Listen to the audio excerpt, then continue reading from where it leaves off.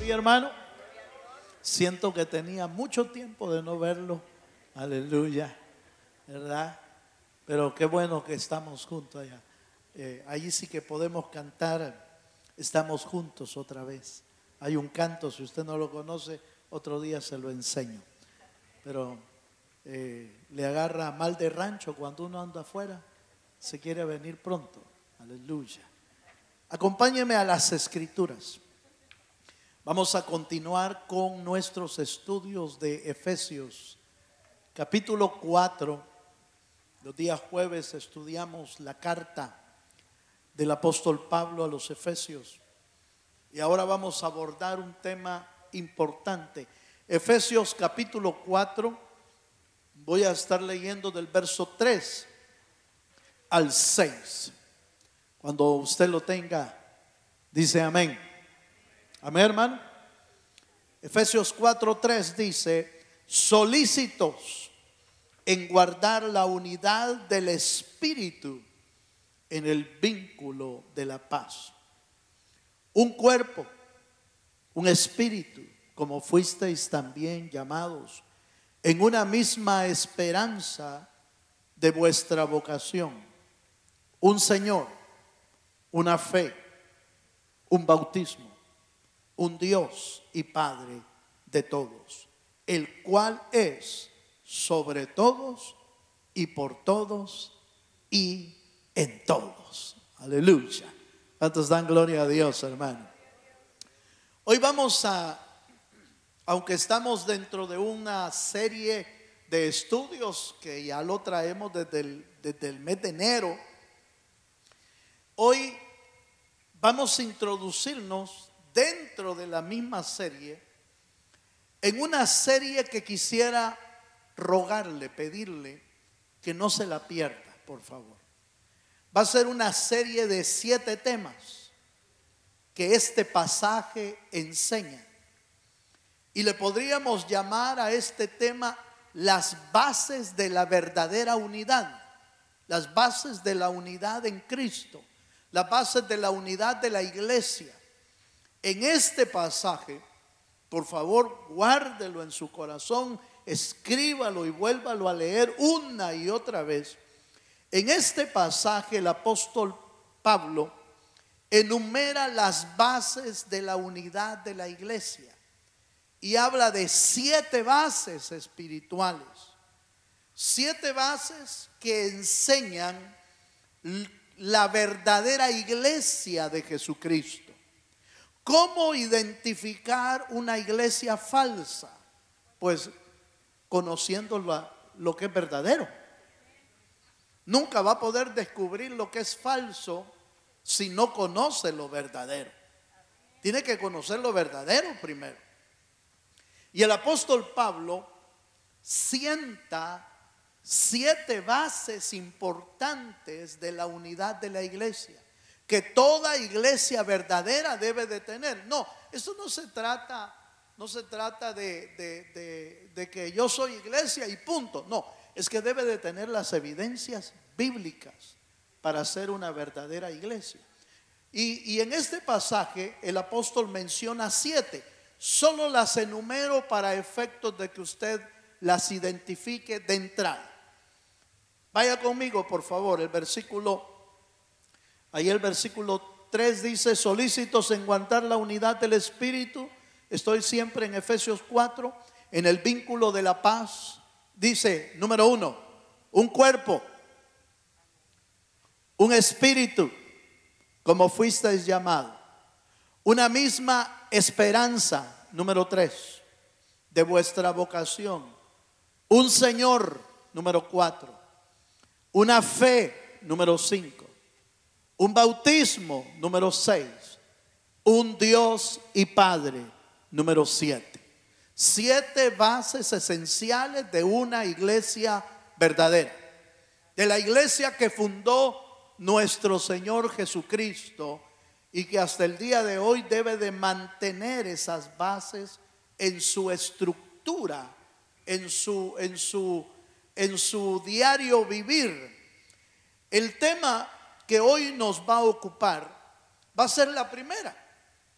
La primera base, hoy solo vamos a hablar de esa base que dice un cuerpo. Ese va a ser el tema de hoy, un cuerpo. Y vamos a dejar seis bases para cada uno de los temas que vamos a estar desarrollando. Amén, amados. Bien, el tema que hoy nos ocupa, el apóstol Pablo usa el cuerpo como una metáfora de la unidad de la iglesia. La iglesia es, oiga esto por favor, la iglesia es el cuerpo de Cristo. Punto. Uno solo. Un solo cuerpo. No hay miles de iglesias o millones de iglesias. Hay una sola iglesia de Cristo. ¿Me doy a entender, hermano? Ahora, usted me diría, pero hermano, pero son miles y millones de iglesias con nombres diferentes. Le respondo fácilmente y brevemente. Las denominaciones de las iglesias son de carácter legal. Las iglesias necesitan tener nombre por efecto legal. Pero la iglesia de Cristo es una sola. Amén, hermano. ¿Por qué necesitan tener un nombre legal? Porque así lo instituyen los gobiernos en todo el mundo. ¿Por qué una tiene que diferir de nombre de otras? ¿Por qué tiene que diferir? Porque la ley lo exige. Por ejemplo, así entre nosotros, como misión, nosotros tratamos de tener el mismo nombre, pero la ley no nos lo permite. Esta iglesia se puede llamar Misión Cristiana Nuevo Pacto, Houston. Para poder diferenciar de Misión Cristiana Nuevo Pacto, Dallas. Poder diferenciar de Misión Cristiana Nuevo Pacto en Maryland. ¿Sí? ¿Me doy a entender, hermano? No pueden existir legalmente dos iglesias con el mismo nombre.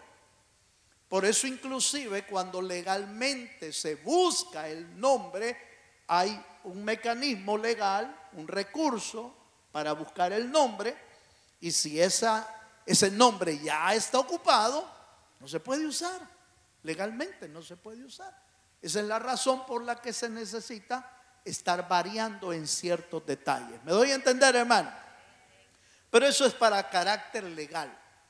Pero, oiga esto, la iglesia de Cristo, aunque la forman miembros visibles, las iglesias, el cuerpo de Cristo las une espiritualmente e invisiblemente. La iglesia de Cristo por eso es que es una. Alrededor de todo el mundo, ¿quiénes son los que tienen estas 7 bases? Aleluya. Los que tienen estas 7 bases en su corazón. Sí, por supuesto, usted me dirá, el que tiene a Cristo en el corazón, sí, así es, realmente, el que ha nacido de nuevo. Pero el que ha nacido de nuevo tiene estas 7 bases, porque son bases doctrinales. ¿Me estoy dando a entender, hermano? Vale, entonces introduzcámonos en la primera. Por ejemplo, le acabo de decir que la iglesia es una. No hay más que un solo cuerpo, una sola iglesia en todo el mundo. ¿De dónde sacamos eso? Acabamos de leer un cuerpo, ¿sí? Acabamos de leerlo en Efesios capítulo 4. Dice, un cuerpo. Pero 1 Corintios 12:20 también lo vuelve a recalcar. Y dice así. 1 Corintios capítulo 12, verso 20 dice: pero ahora son muchos los miembros, pero el cuerpo es, ¿qué dice? Uno solo. Son muchos los miembros. Mira, hermanos, somos cristianos verdaderos, quizás millones y millones, pero el cuerpo es uno solo. Es el cuerpo de Cristo. La iglesia es una sola. Entonces aquí comienza nuestro tema de hoy, que tiene que ver con el cuerpo. Entender que la iglesia es una sola, que legalmente tienen diferentes nombres, pero que espiritualmente tienen un solo cuerpo, que es Cristo, un solo espíritu, un solo ¿qué? Un solo bautismo, un solo Dios y las 7 que vamos a estar realizando. Bueno, acompáñenme a Primera de Corintios, vamos a ver, capítulo 6, verso 17. Esto de la unidad está muy, pero muy arraigado a la doctrina bíblica, a la doctrina escritural. Y por supuesto, por eso es que el apóstol trata una y otra vez el tema de la unidad con Cristo de diferentes ángulos. Primera de Corintios 6:17, por ejemplo, trata la unidad con Cristo y dice: pero el que se une al Señor, oiga, un espíritu es con él. Por eso es que el mismo apóstol en uno de los pasajes dice: el que no tiene el espíritu de Cristo adentro no es de él, dice. Es un poquito más fuerte, pero hermano, pasa la navaja de tal manera que no quede ni una sola duda en el corazón de la gente y en el corazón de los creyentes. El cristiano no es cristiano si no tiene a Cristo en el corazón. Ya lo hemos visto en otros temas. Hablamos de la unidad con Cristo. Se recuerda que hablamos de que para estar unido con Cristo necesita uno nacer de nuevo. ¿Qué es nacer de nuevo? Creer en Jesucristo como nuestro Salvador y recibirlo en el corazón como nuestro Señor y Salvador del mundo. Al hacer eso, Cristo entra al corazón. Por eso le dijeron, Jesús mismo le dijo a Nicodemo: Nicodemo, te es necesario nacer de nuevo, porque nadie puede ver el reino de Dios si no ha nacido de nuevo. Entonces el cristianismo verdadero arranca desde la unión con Cristo, es decir, hasta que nos unen al cuerpo de Cristo mediante el nuevo nacimiento. No, esto no se trata solo de asistir a la iglesia. Esto no se trata de decir: mire, yo voy a una iglesia. No se trata de eso. Se trata de estar unido a Cristo. Ahora, pero ¿y entonces para qué vamos a la iglesia? Para edificarnos, para crecer, como está escrito en la palabra, no dejando de congregarnos. Hoy se está haciendo muy común por ahí andan sacando hasta videos diciendo que ya no es necesario ir a la iglesia. Aleluya. ¿Para qué vas a la iglesia? Dice, si ir a la iglesia no te salva. No, es que no, nunca hemos dicho que venir a la iglesia salva. Aleluya. Lo que salva es tener a Cristo en el corazón. Venimos a la iglesia para crecer, para edificarnos, hermano, para poner bases sólidas en el corazón. Para eso es. Por eso usted encuentra que los primeros cristianos se congregaban todos los días, eso lo dice el libro de los Hechos, y perseveraban unánimes todos los días en el templo y en las casas, predicando el evangelio de Jesucristo. Denle un aplauso al Señor.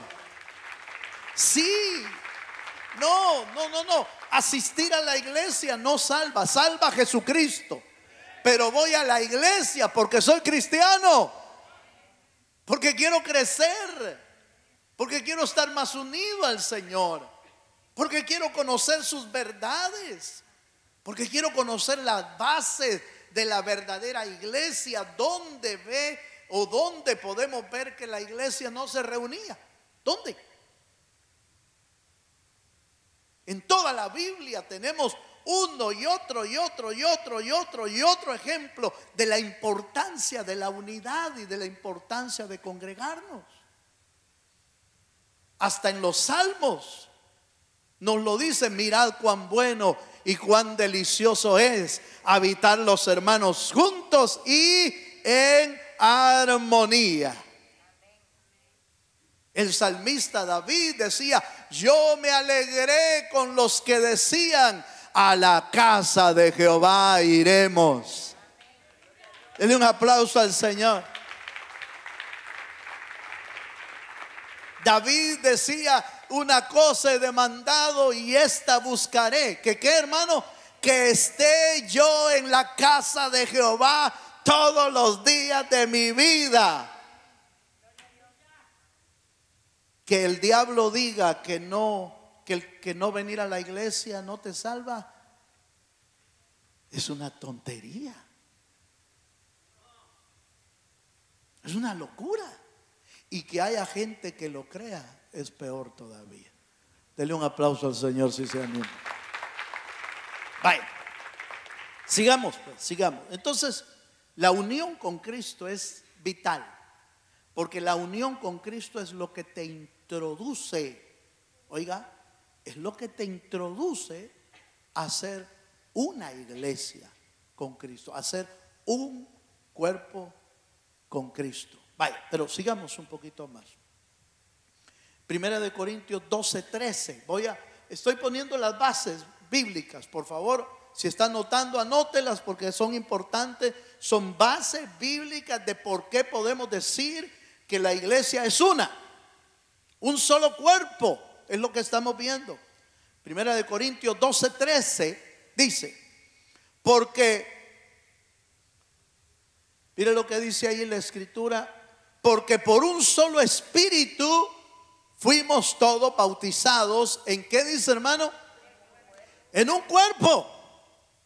Sean judíos o griegos, esclavos o libres, y a todos se nos dio a beber de un mismo espíritu. Aleluya.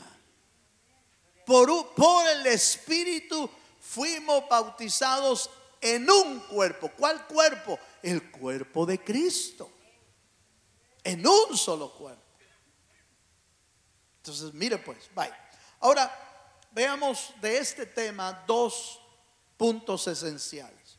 Primero, que el cuerpo tiene cabeza. Y la cabeza, la Biblia dice con claridad quién es la cabeza de la iglesia. ¿Se acuerda usted? Es Cristo Jesús. Vamos a la escritura.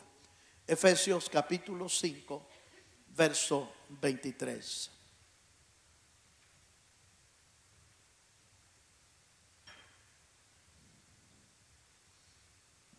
Efesios 5:23 dice: porque el marido es cabeza de la mujer, así como Cristo es cabeza ¿de qué? De la iglesia, la cual es su cuerpo. Otra vez, su cuerpo, y Él es su Salvador.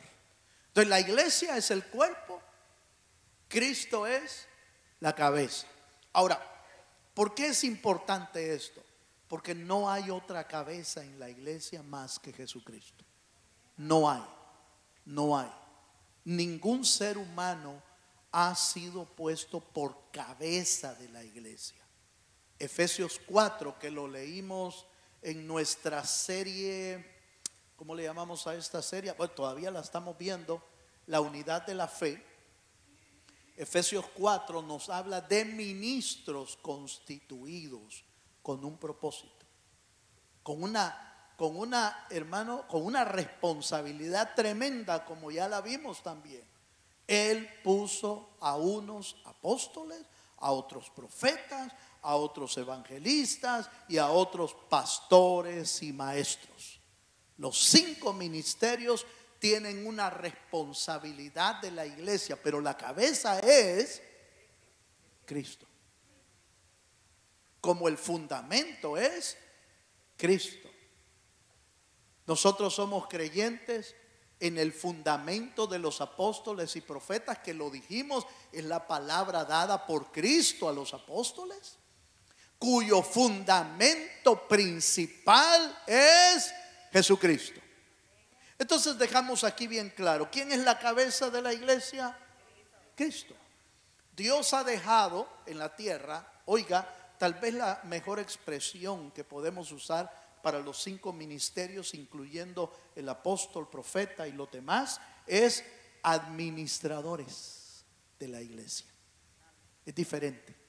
Un administrador es aquel que es dejado por el dueño, porque el dueño es Jesucristo.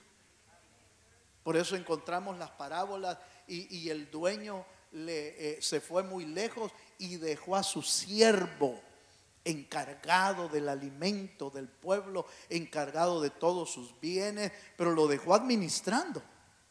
No es el dueño el administrador, el dueño es Jesucristo.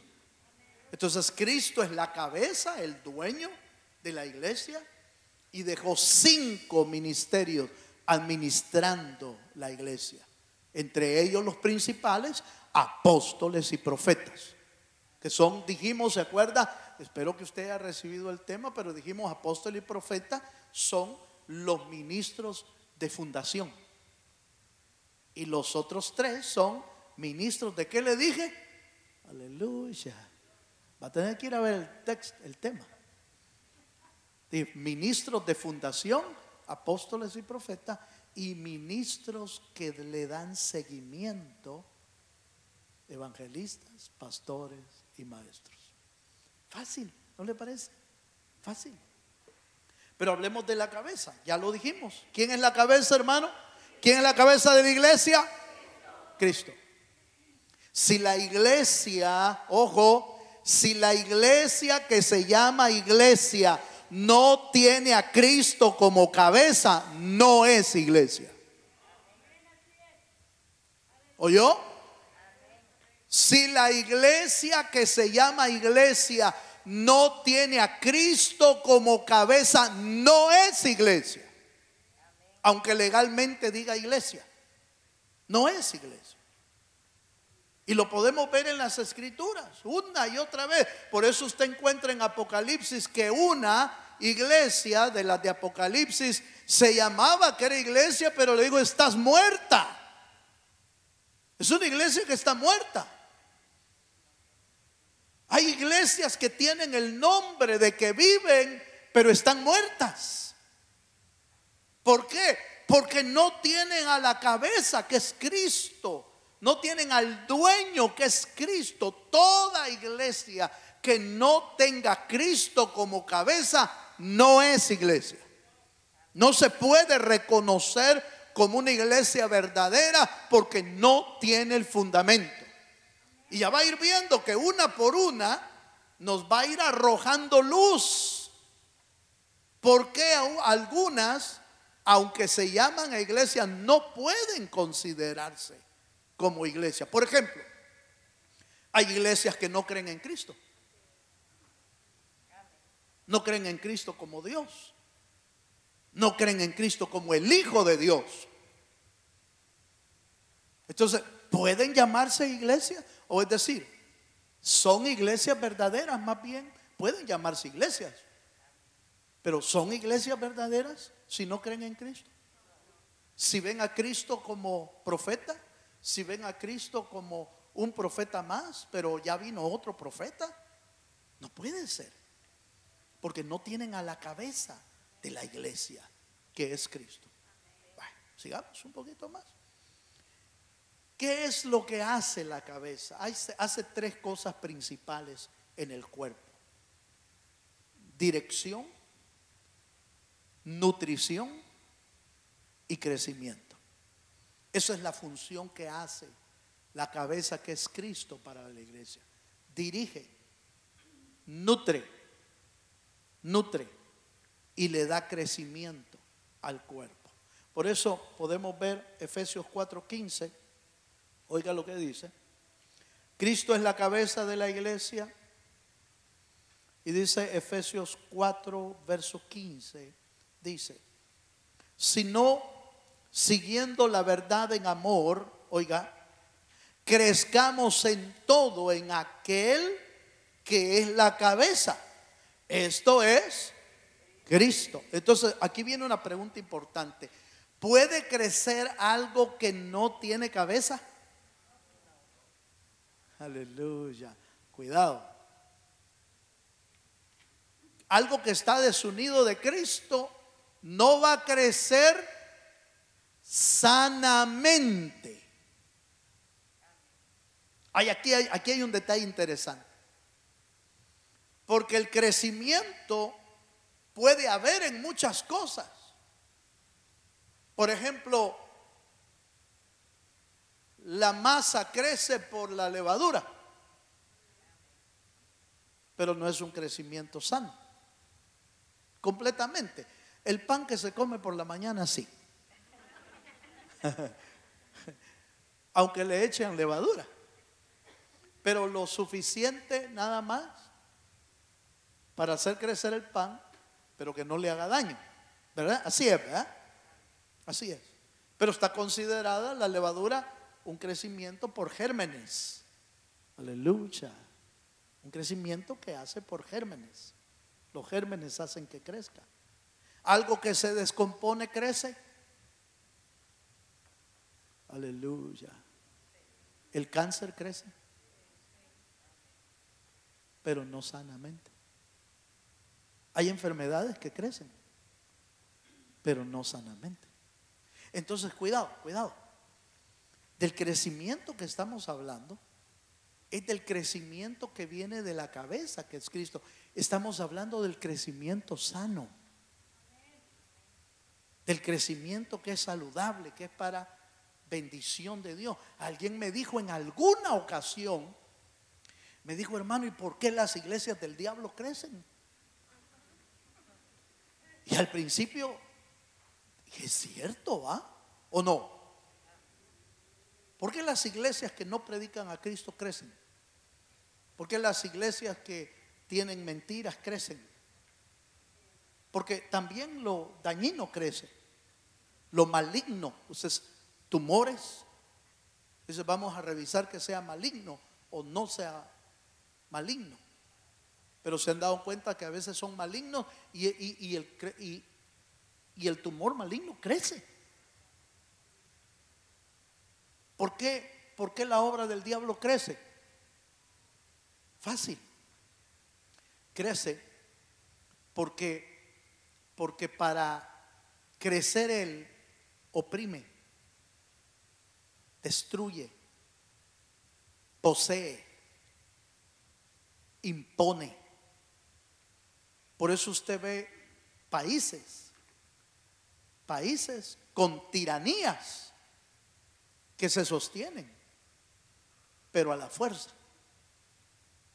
Se sostienen a lo impuesto, a lo obligado. Y eso es exactamente lo que el diablo hace. El diablo posee, influye, atormenta.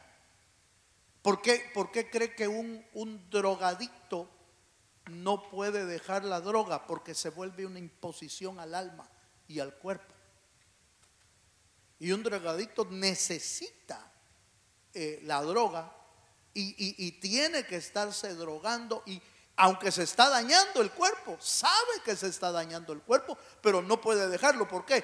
Porque lo está obligando. Me estoy dando a entender, hermano. Lo está obligando la droga.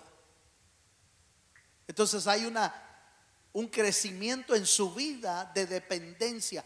Eso es exactamente lo que el diablo hace con las iglesias diabólicas, satánicas y con mentiras. Obliga, oprime, ata, encarcela y viola y vulnera. Oiga esto: viola y vulnera la voluntad humana. Pero la iglesia de Cristo no es así. La iglesia de Cristo no es a través de imposiciones. La iglesia de Cristo no es a través de ataduras. La iglesia de Cristo no es a través de encarcelamientos.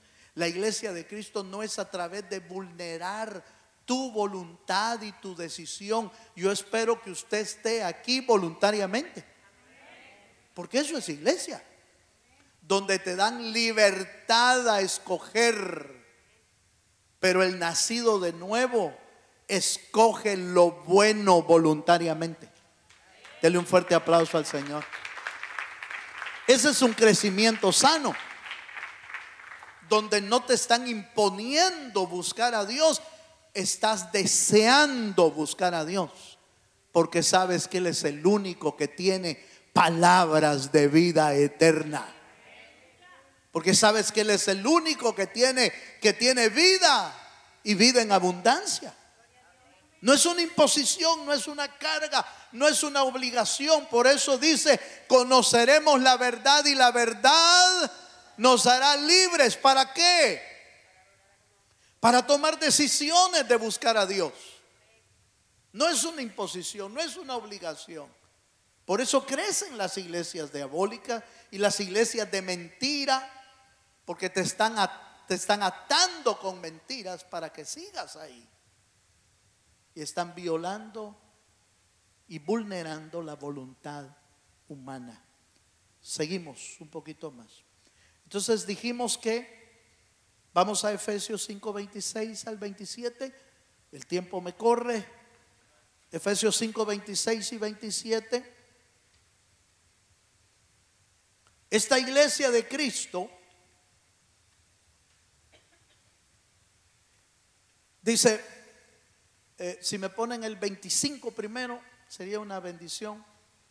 25 dice: maridos, amad a vuestras mujeres así como Cristo amó a la iglesia y se entregó a sí mismo por ella. ¿Para qué? Para santificarla, habiéndola purificado en el lavamiento del agua por la palabra, a fin de presentarla a sí mismo una iglesia gloriosa, que no tiene mancha ni arruga ni cosa semejante, sino que fuese santa y sin mancha. ¿Por qué? Porque Cristo es la cabeza de la iglesia. Porque no existe en el universo, vasto universo que existe, no hay nadie que pueda limpiar y purificar a su iglesia. Nadie puede hacer esta operación de salvación, y nadie puede hacer esta operación de purificación de la iglesia. Nadie lo puede hacer, solo Cristo, porque Él es la cabeza. Amén. Y entonces habla de limpiar. Cristo limpió y consagró a su iglesia, y la está consagrando. ¿Para qué? Para presentarla a Dios. Para presentarla a Dios y decirle: Señor, por esta iglesia morí en la cruz del Calvario, y aquí la traigo limpia, pura, sin mancha y sin arruga, para que viva en el cielo por la eternidad. Dele un fuerte aplauso al Señor. ¿Cuántos dan gloria a Dios, hermano? Nadie puede hacerlo. Nadie puede hacer esa operación de santificación en la iglesia. Solo Cristo. Por eso la cabeza, por eso el dueño de la iglesia solo puede ser el Señor, porque nadie puede hacer esa operación. Nadie puede limpiarlo a usted. ¿Quién puede perdonar los pecados del ser humano? Solo Dios, Dios mismo. Por eso fue que los fariseos se alborotaron cuando Jesús les dijo a aquel hombre, ¿se acuerda? Aquel paralítico, le dijo: tus pecados te son perdonados. Inmediatamente saltaron los fariseos. Inmediatamente dijeron: ¿quién es este que se toma la atribución de Dios? Porque el único que puede perdonar pecados es Dios. Eso fue lo que le dijeron. ¿Qué es más fácil, les dijo Jesús? Decir: tus pecados te son perdonados, o decir: toma tu lecho, levántate y anda. Y entonces vieron sus ojos, vieron los ojos de los fariseos un milagro que los dejó perplejos, porque dijeron: este no solo es palabras, es hechos. ¿Cuántos dicen amén? No solamente dice: puedo salvarlo, también puede decir: puedo sanarlo. Y se levantó el hombre. ¿De quién puede limpiar a su iglesia? Cristo. ¿Cuántos dicen amén, hermano? Bueno, ahora vamos rápidamente. Deme unos minutos de hule. Aleluya. Deme algunos minutos de hule para ver el segundo punto del tema. Vamos a ver los miembros. Ya vimos al cuerpo. Es la cabeza. Es el que nutre. Es el que da el crecimiento. Es el que dirige.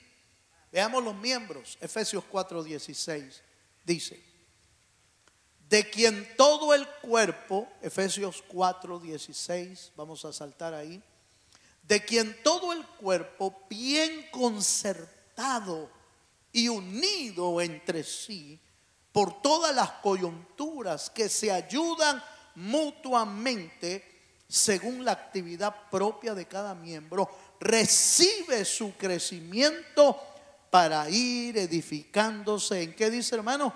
En amor. Aquí hay unas tremendas verdades, por favor.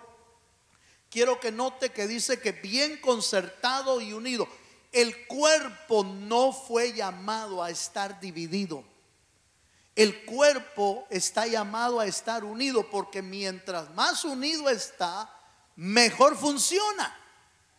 Mejor funciona. Un miembro del cuerpo desmembrado se muere y deja al cuerpo, puedo usar la expresión, inválido, ¿sí? Incapacitado.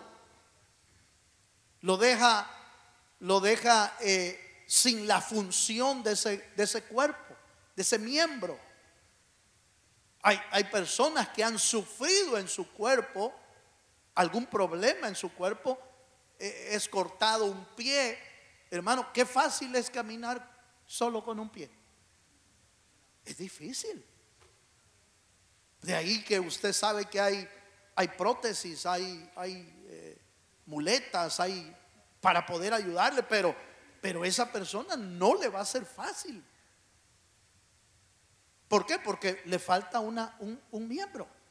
Entonces el cuerpo en lo físico busca, oiga, el cuerpo en lo físico busca estar unido. Por eso dice, y unido entre sí por todas las coyunturas que se ayudan mutuamente. Ojo con lo que voy a decir.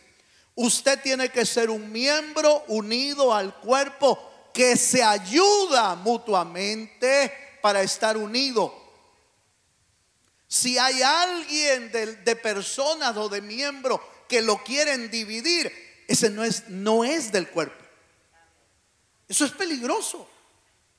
El cuerpo nunca quiere dividir el cuerpo.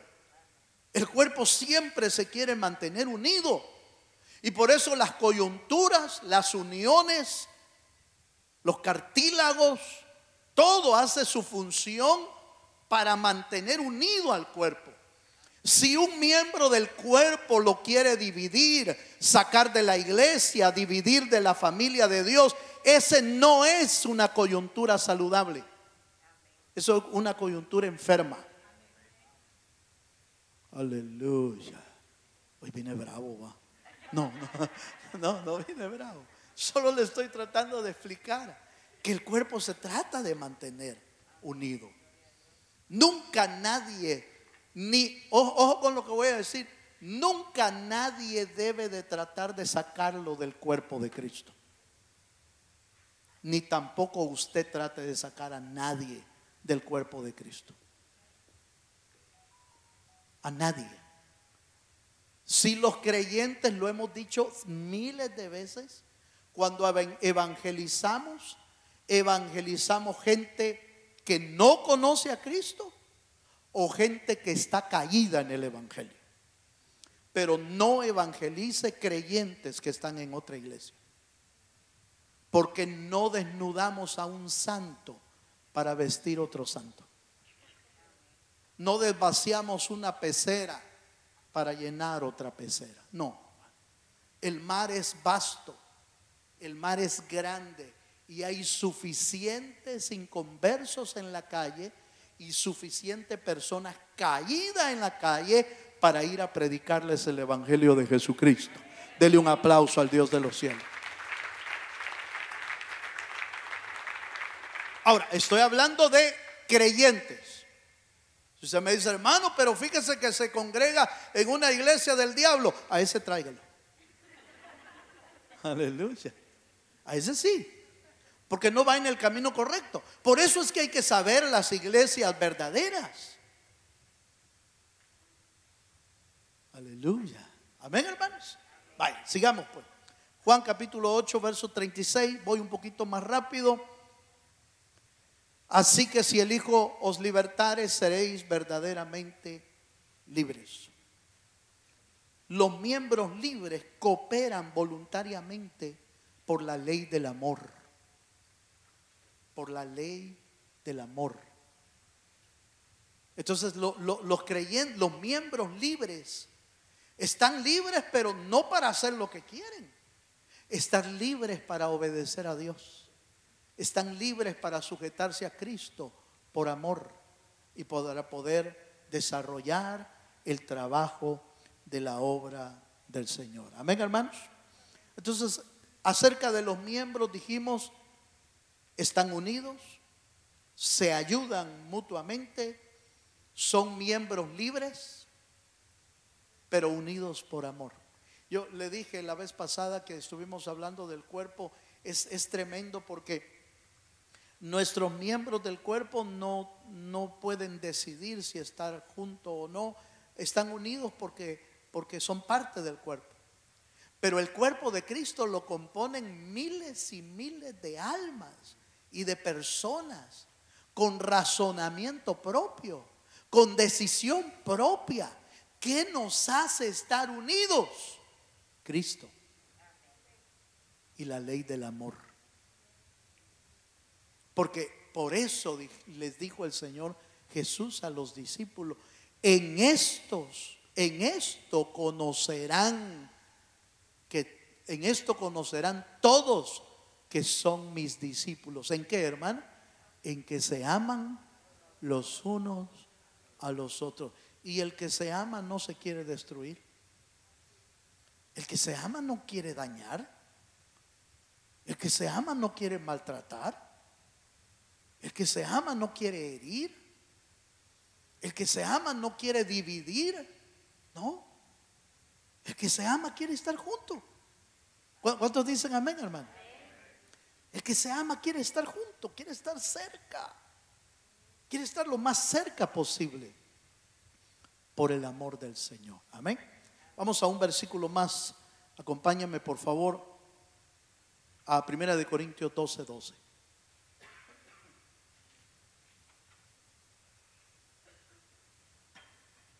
Primera de Corintios 12:12 dice: porque así como el cuerpo, ahí está otra vez la figura, porque así como el cuerpo es uno y tiene muchos miembros, pero todos los miembros del cuerpo, siendo muchos, son un solo cuerpo. Así también Cristo. Oiga, así también Cristo. Cristo es uno con el Padre y con el Espíritu Santo. Y esa unidad es la que quiere que nosotros tengamos como cuerpo de Cristo. Señor, así como somos uno, tú y yo somos uno, Señor, que tus discípulos sean uno contigo. Fíjese. Entonces, hermano, la unidad del cuerpo de Cristo es algo que viene desde la cabeza. La cabeza está unida al Padre. Nosotros no podemos decir: es que yo estoy dividido porque Cristo también se dividió del Padre. ¿Cuándo vamos a decir eso? Porque los seres humanos somos muy común en agarrar excusas y en tener argumentos de cosas que nos han pasado para decir: no, yo por eso algunos usan la excusa, yo por eso no voy a la iglesia, porque ahí algunos se pelean. ¿Se está peleando Dios y Jesús? ¿Se está peleando Dios y el Espíritu? ¿Quiénes pelean? Los seres humanos. ¿Por qué? Porque no tienen a Cristo. por peleoneros. Aleluya. Porque no han sido restaurados. No dejan que Dios los gobierne. Y entonces quieren imponer, quieren hacer lo que ellos quieren. Entonces se empiezan a dividir. Pero Dios no está dividido. ¿Cuántos dicen amén? Dios no está dividido. El Padre, el Hijo y el Espíritu Santo son uno. Nuestro ejemplo, por favor, nuestro ejemplo no debe de ser otro humano. Porque si agarramos como ejemplo a otro humano, ya nos arruinamos nosotros, hermano. Porque le vamos a ver una cantidad de defectos, una cantidad de errores. Yo por eso no voy a la iglesia, porque el líder aquel, el hermano aquel, el pastor aquel, ya se equivocó. Porque ellos no son nuestro ejemplo. Nuestro ejemplo es Cristo Jesús, el Hijo del Dios viviente. ¿Cuánto dan gloria a Dios, hermano? Y Cristo está unido.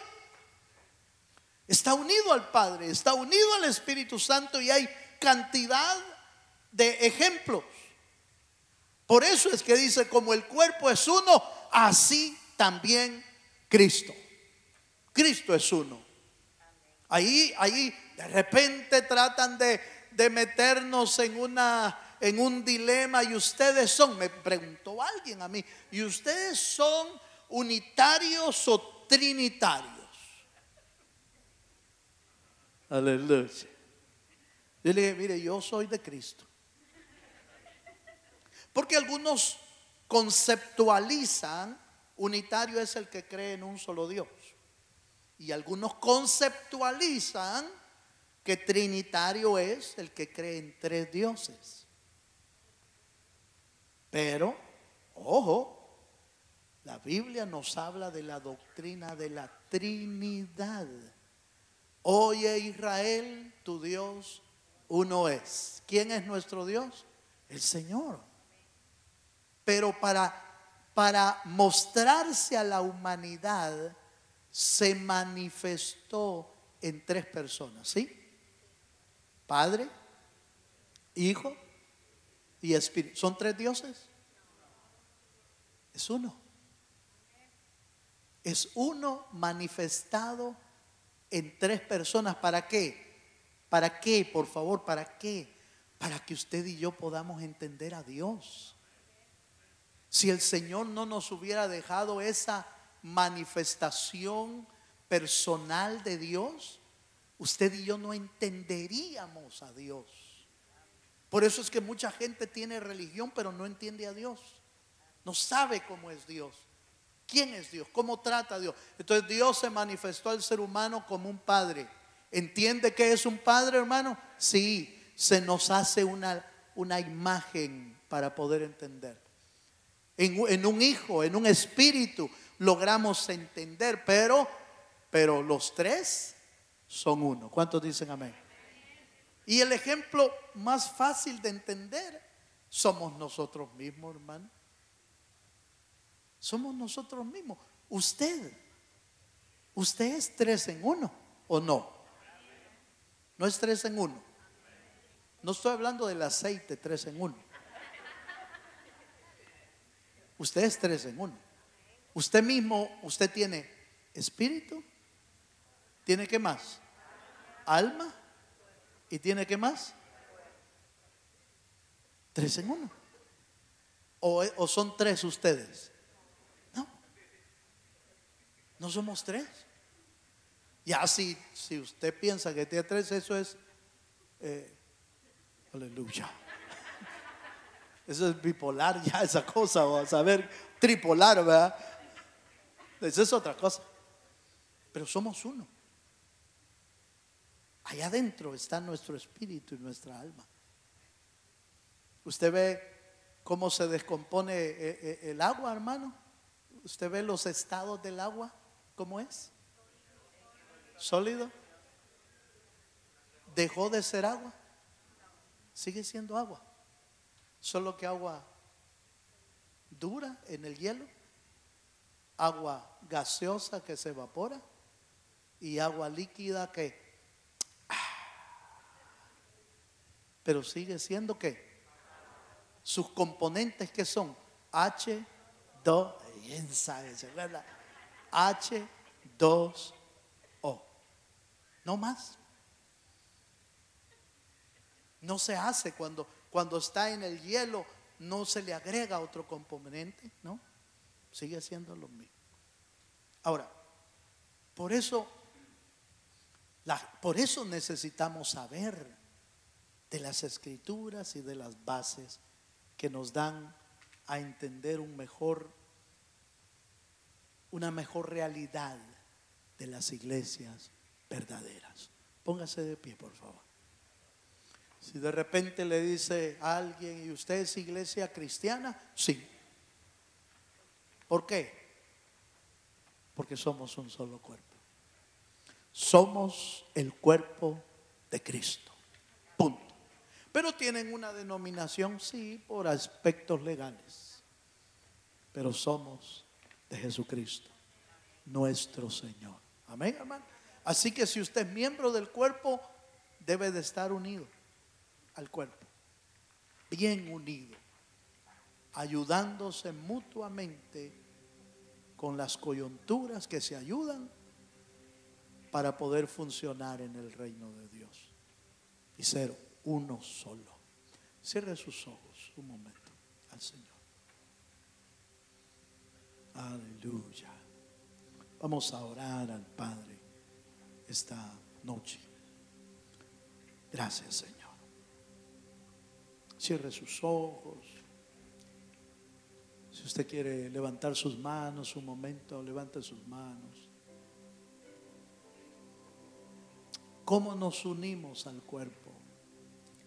Creyendo en Jesucristo. Porque todos fuimos bautizados en un solo cuerpo, en el cuerpo de Jesús. Vamos a darle gracias porque somos parte del cuerpo de Jesús. Vamos a darle gracias porque nos hizo miembros de su cuerpo.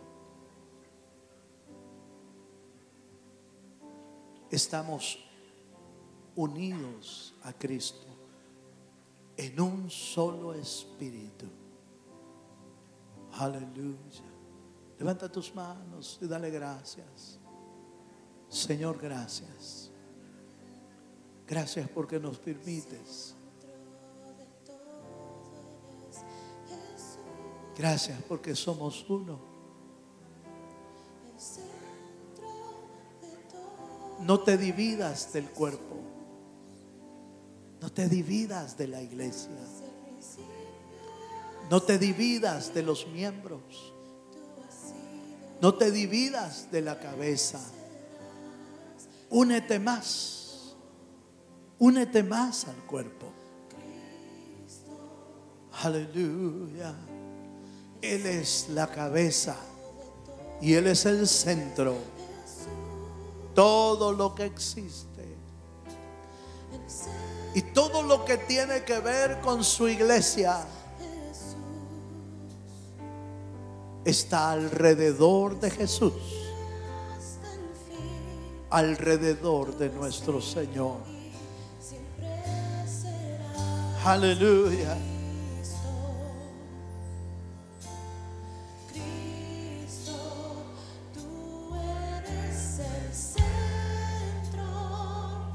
Aleluya. Nada importa más que tú, Señor. Todo el universo gira alrededor de Jesús. Aleluya. Gira en pos de ti, Jesús. De ti, Jesús. Tú eres el centro. Aleluya.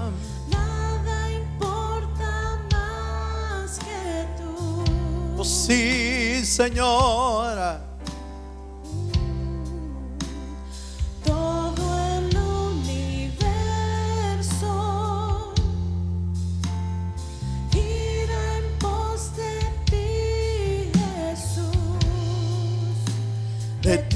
Jesús, tú eres el centro. Nada importa más que tú. Aleluya. Sí, Señor. Todo el universo gira en pos de ti, Jesús. De ti, Jesús. Tú eres el centro. Aleluya. Nada importa más. Sí, todo el universo gira en pos de ti, Jesús, de ti, Jesús. Padre, te damos gracias, Señor, esta noche por permitirnos estar juntos en tu casa, adorarte, bendecirte, exaltar tu nombre. Permítenos que a través de tu espíritu, tu presencia y tu palabra podamos crecer como un cuerpo sano, un cuerpo unido, un cuerpo que te honra, que te bendice, que se une a ti cada día, esperando el regreso glorioso por tu iglesia, Señor. Señor, que tu iglesia aprenda a ser uno en Cristo, a reconocer lo verdadero. Cristo es la cabeza de la iglesia y su iglesia es el cuerpo de Jesús, unidos hasta que Él venga por nosotros. Señor, te esperamos como iglesia. Te esperamos, Señor. Permítenos crecer sanamente. Permítenos crecer en unidad. Permítenos crecer en el amor de Dios. Gracias, Padre, por tu palabra y por tu presencia en nuestra vida. Derrama sobre cada uno de nosotros el crecimiento que viene por estar unidos a Cristo. Gracias, Señor. Bendice a tu pueblo, bendice cada vida, bendice desde el más grande hasta el más pequeño, hasta los bebés, Señor, aún en sus vientres, Señor, bendícelos en el nombre de Jesús, Señor. Y tu palabra quede guardada en las telas del corazón. Así oramos y así lo pedimos en el nombre precioso de Jesús. Amén y amén. Gloria a Dios.